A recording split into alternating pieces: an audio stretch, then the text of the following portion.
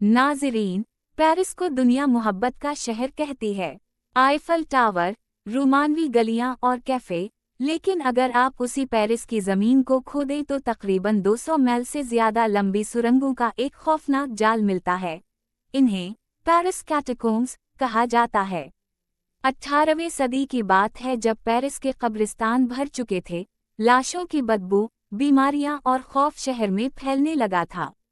हुकूमत ने एक ऐसा फैसला किया जिसने पूरे शहर की तारीख बदल दी। तकरीबन 60 लाख इंसानों की हड्डियां, खोपड़ियां और बाक़ियात उन सुरंगों में मुंतकिल कर दी गईं। नाज़रीन, ये हड्डियां किसी बेतरतीबी में नहीं फेंकी गईं बल्कि दीवारों में ईंटों की तरह सलीक़े से चुन दी गईं। जब कोई अंदर दाखिल होता है तो एक तख्ती नज़र आती है जिस पर लिखा है, रुको, ये मुर्दों की सल्तनत है।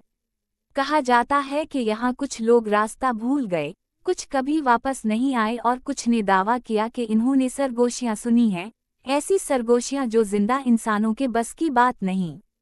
इस्तांबुल, तुर्की, बेसिलिका सिस्टन। नाज़रीन, अब चलते हैं इस्तांबुल, एक ऐसा शहर जहाँ मशरिक़ और मग़रिब मिलते हैं। ऊपर नीला आसमान और नीचे पानी का एक पुरस्कार महल। इस्तांबुल के नीचे कदीम ज़माने के पानी के ज़ख़ायर हैं जिन्हें अंडरग्राउंड पैलेसेस कहा जाता है। इनमें सबसे मशहूर बेसिलिका सिस्टन है। यहाँ 336 सिंगमुरम्मर के सुतून खामोशी से खड़े हैं जैसे सदियों से किसी राज की हिफाजत कर रहे हों। पानी में सतूनों का अक्स ऐसा लगता है जैसे कोई और ही दुनिया हो। मगर नाज़रीन, असल राज वहाँ छुपा है जहाँ दो सतूनों के नीचे यूनानी देवी मेड्यूसा के सर रखे गए हैं, एक सर उल्टा और दूसरा टेढ़ा। आज तक कोई नहीं जानता कि इन्हें इस तरह क्यों रखा गया। कुछ कहते हैं ये बदरूहों से बचाव के लिए था और कुछ कहते हैं ये महज इत्तेफाक है, लेकिन जो भी हो ये जगह खामोशी में भी इंसान को बेचैन कर देती है। रोम, इटली, अंडरग्राउंड रोम।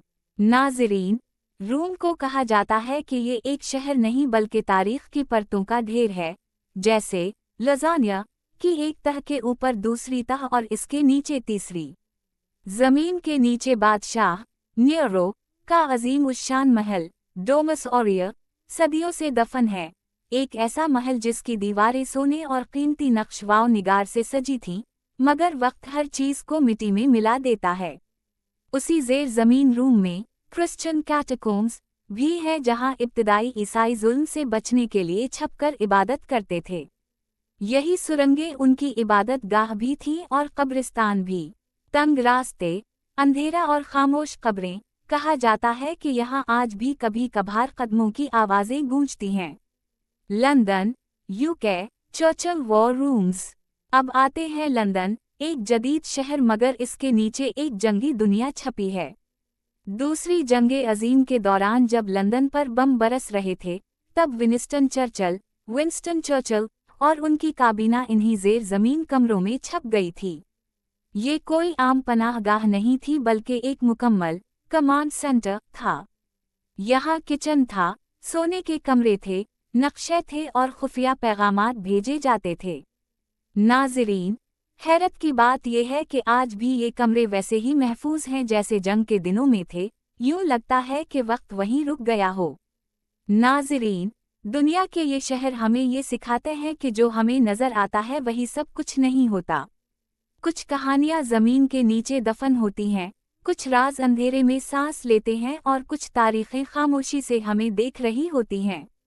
अगर आपको ऐसी पुरस्कार और सच्ची कहानियाँ पसंद हैं तो वीडियो को लाइक ज़रूर करें, चैनल को सब्सक्राइब करें और कमेंट में बताएं कि आप अगली कहानी किस जगह पर सुनना चाहते हैं।